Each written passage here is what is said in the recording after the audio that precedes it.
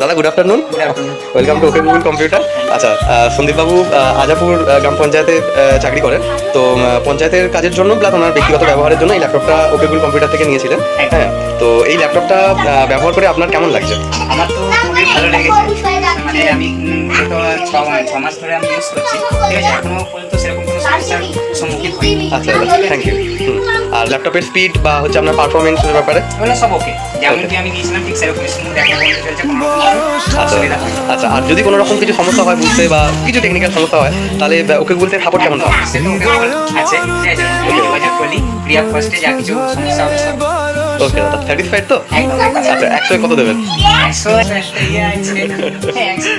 100, ঠিক আছে। আমার পার্সোনাল ব্যক্তিগত দিক থেকে আছে।